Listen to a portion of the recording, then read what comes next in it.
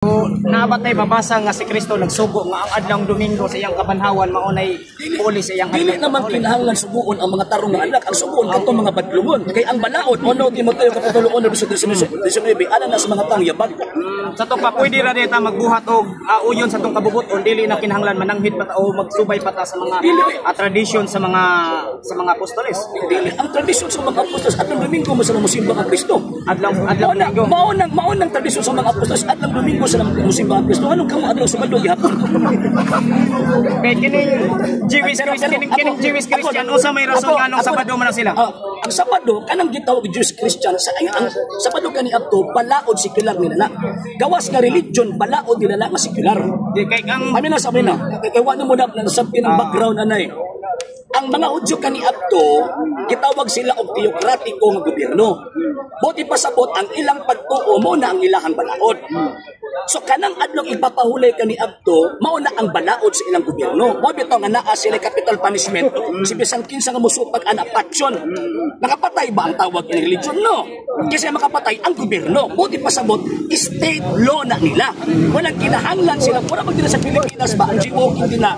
Mga Amerikano pag dili mo sunod ana dakpon sila bisag Amerikano. Mo po na ang mga Kristiyano kani adto. Tungod kay state law nila mo nang ilang sundon. Pero it does not mean na wala sila tawag ining Sabbath keepers ano. So ang mga Jewish Christian dili na Sabbath keeper, Dominguez na sila.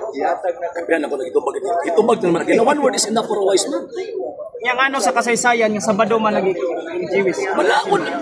Mo na ginawa secular law lagi na nila. Paminaw. Jewish Christian ba? Wa jud kasabot ba? Secular law lagi na nila. Kailangan ng balaod sekular ba? Balaod sa gobyerno ba? Kaya kung di sila musunod, sinutan man sila sa gobyerno. Sa to pa, ang Jewish Christian o ang kay law-abiding citizen man sila ha. Kay law-abiding citizen man sila. Mo nang mutuman sila. Pero wala lay kalabutan sa ilang halaik. Sa to pa, ang balaod sa Jewish Christian o ang Roman Christian, managlahi gyud siya. Dili gyud siya managsama. Ang Jewish Christian sa Sabado din. Talking here about the doctrine. Huwag na mag-discuss ng secular law. Unang-una, kanang adlong ipapahulay is part of the doctrine na siya.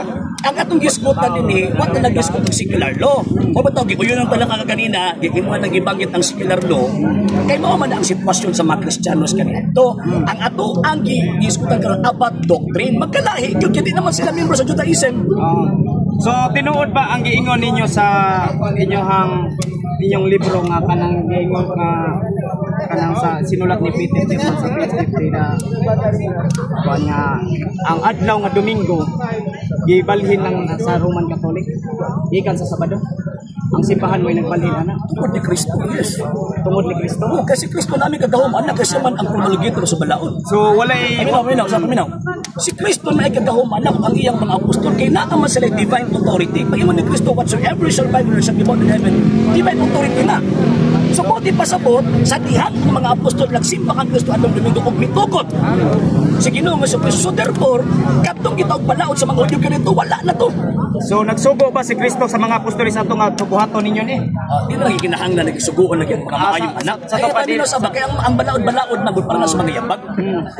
Sa hindi pa po nakapag-follow sa mga pages po natin, i-follow nyo po yung mga pages po natin. RJ Horolanciano II TV Apolia Punto Argumento page, Kuya Apologist TV page, and RJ's Vlog 2022. And pwede rin po kayo mag-send po dyan ng Facebook stars. And also, sa ating po mga channels, sa hindi po nakapag-subscribe, i-subscribe po ninyo yung mga channels natin, Dalay Catholic, Apologist International Official, RJ Sano II TV, Kuya Apologist TV, and Barrio Kawayan Religious Forum.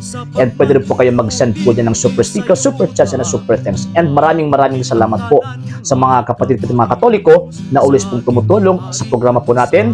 Maraming salamat po. Nang dahil po sa tulong at suporta po ninyo, ang programa pong ito, until now, andito pa rin po sa social media. And until now din po, nangangailangan pa rin po tayo sa tulong at suporta po ninyo dahil wala po kami magagawa rito mga sir, mga ma'am, kung wala po yung tulong at suporta po ninyo. Sa gusto pong tumulong, sa gusto pong sumuporta, pwede po ninyong ipadala ang tulong at suporta po ninyo sa pamamagitan po ng ating mga account numbers dyan po sa ating pong screen. And pwede nyo po kaming i-message sa ating pong page kung via remittance po yung ipadala po ninyo. Maraming salamat po in advance.